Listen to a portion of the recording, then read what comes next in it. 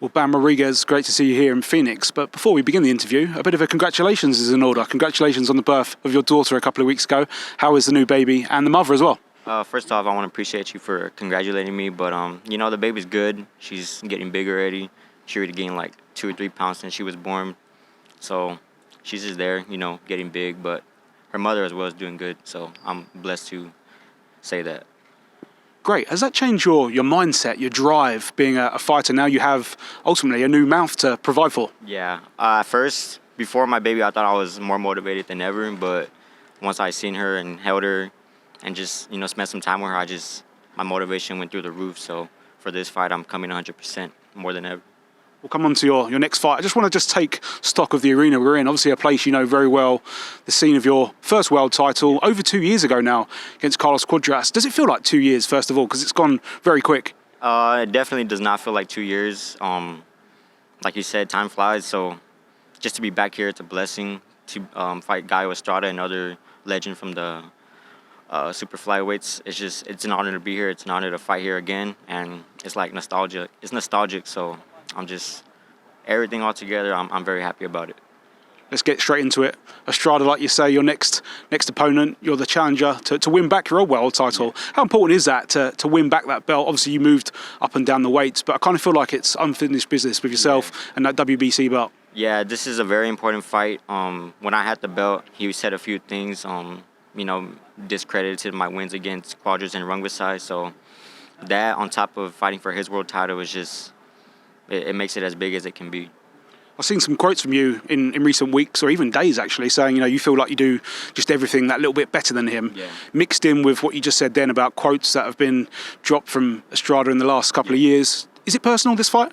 Not too personal to the point where I'm like mad about what he said, but the things that he has said, I want to prove him wrong, show him that I am the truth. I'm the real deal. So come June 29th, he's going to see.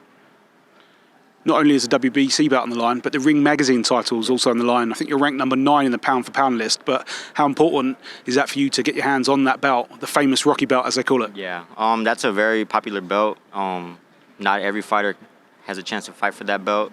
So to have the opportunity to fight for that on top of the WBC, it means a lot to me. So and I just can't wait to hold it, pretty much.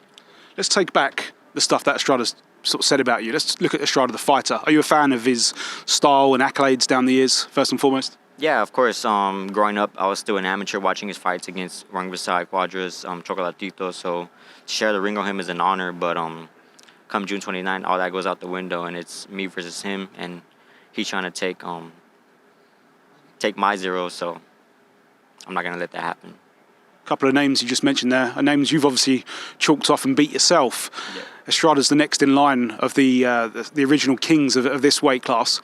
Should you beat Estrada, there's only one remaining. Now, I know there is sort of promotional, friendship of sorts with Tekken and Mr. Honda around in Chocolatito. Do you think that could be an option down the line, though? Possibly, but we've talked about it before. It would be a very hard fight to make just because the mutual respect. Mr. Honda as well wouldn't want to see that, but I mean, if it comes down to it, then it has to be so.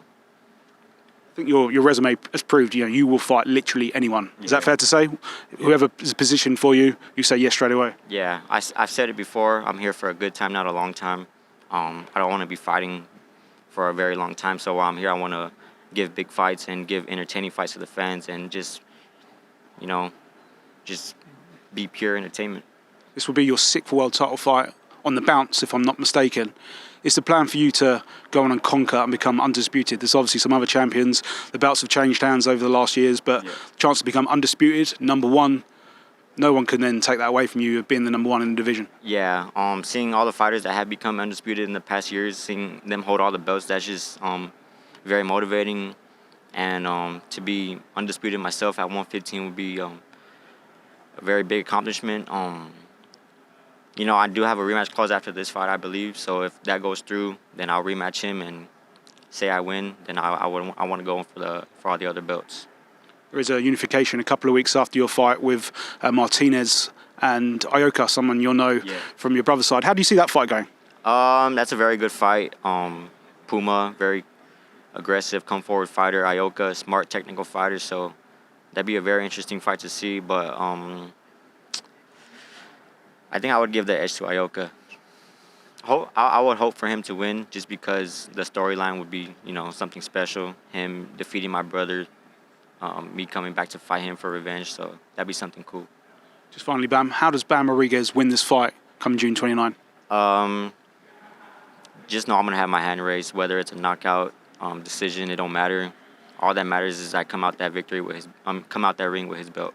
You're expecting to be almost booed into the arena because it's going to be a large Mexican contingent here. Obviously, it's a big soccer game. I think the night after your fight, is that something you're wary of and mentally prepared for? It really doesn't matter. What matters is me and him at the end of the day, me and him inside the ring. So all that other booing, whatever, it don't matter because once that bell rings, it's just me and him, and the crowd's not going to help him any bit once that bell rings.